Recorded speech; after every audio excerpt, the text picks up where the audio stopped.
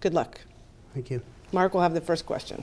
Roger, we'll start with you. The first question is, assuming Avalon and Cook are both built, how much more affordable housing should be built in Cohasset, and should it be limited to seniors?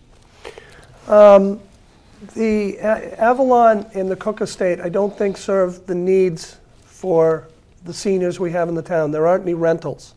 Now, rentals typically fail. They've failed in Quincy. They failed in Weymouth. The problem with the senior housing in Cohasset, that land is at a premium, and we don't have anymore. 90% of the land Cohasset owns, is pretty much unbuildable. So the large tracts of land like the Hayes Estate, the Cook Estate, are very few and far between. So we're going to have to work with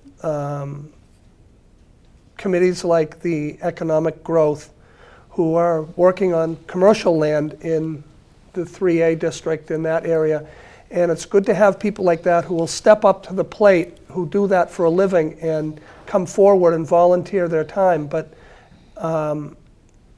the 60 Elm Street, which is 64 units built by the state, is all we have right now. And unless we could find a viable place to build something similar, the apartments down there are fairly small. They serve the purpose, but they're not as adequate as somebody who has a large home to move into a 400 square foot apartment is asking a lot. But Avalon, I don't think will cater to the seniors, and the Cook Estate, I think, will be a big stretch because they're going to be fairly expensive. And Cedarmere is off the chart. They're starting at $900,000. So I don't think most seniors will be eligible.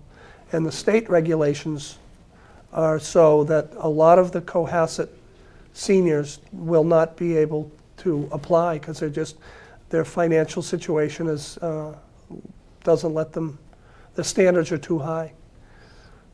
So unless there's some land, which, like I said, is at a premium, I think we've got a tough battle in front of us. Thanks, Roger. Ted?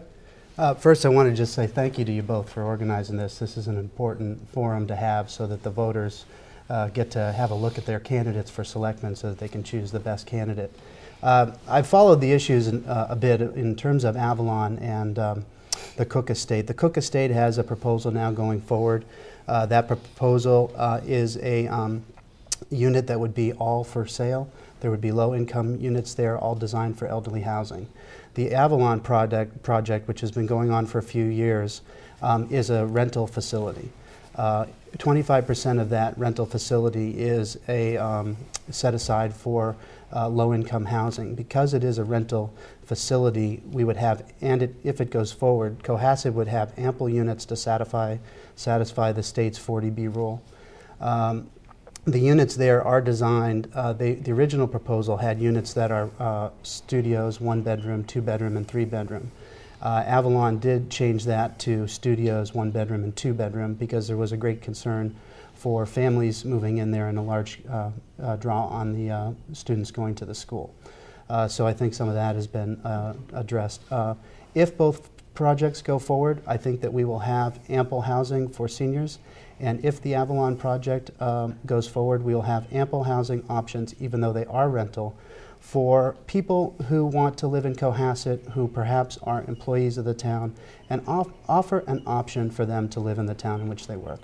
So my understanding is if they both go forward, and the potential is great that they will both go forward, then I think we will satisfy not only our median income housing, both for seniors and for people that wish to live in Cohasset.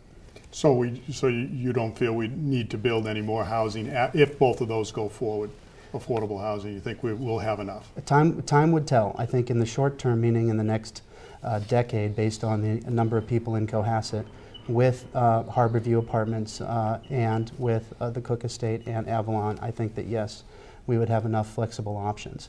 Should the need arise, I think that we would be able to forecast that effectively. The town should be able to, and then recruit other options for those housing. Thanks, Ted. Roger, anything else from you? I think our 40B situation would be solved. That will be solved also by, there's a statute that says if 10% of the land in your town is being used for 40B, you will satisfy the state's requirement. Now, 40B is a different can of worms than senior housing. And 40B is, Avalon is aiming at 40B.